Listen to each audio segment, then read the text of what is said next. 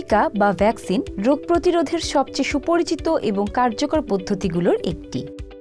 বিশেষ করে নবজাতক শিশুদেরকে টিকার মাধ্যমেই বিভিন্ন রোগ থেকে সুরক্ষিত করা হয়, কারণ তখন শরীরের প্রতিরোধ ব্যবস্থা দুর্বল থাকার ফলে তারাই সবচেয়ে ঝুঁকিপূর্ণ অবস্থায় থাকে।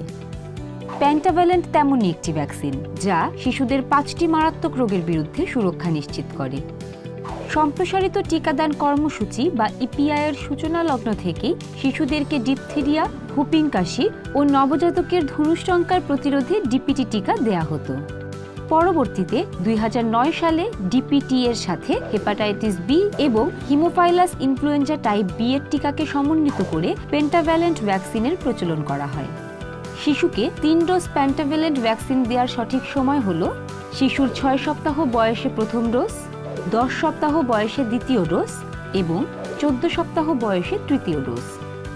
বাংলাদেশে ডিপথেরিয়া, হুপিং কাশি, ধনুষ্টঙ্কার, hepatitis B, Haemophilus influenza B এই রোগগুলোর দ্বারা অতীতে অনেক শিশু আক্রান্ত হতো।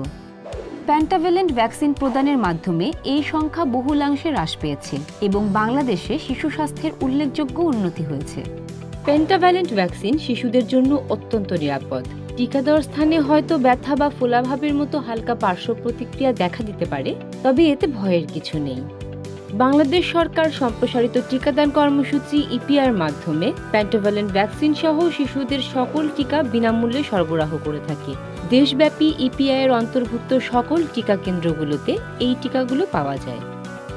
পেন্টাভ্যালেন্ট এবং অন্যান্য ভ্যাকসিনগুলো যদি সময়মতো শিশুদেরকে দেয়া হয় তবে তা একটি সুস্থ ও সমৃদ্ধ বাংলাদেশ গড়ে তুলতে অবদান রাখবে এবং এভাবেই আমরা পরবর্তী প্রজন্মের জন্য একটি উজ্জ্বল ভবিষ্যৎ নিশ্চিত করতে পারব।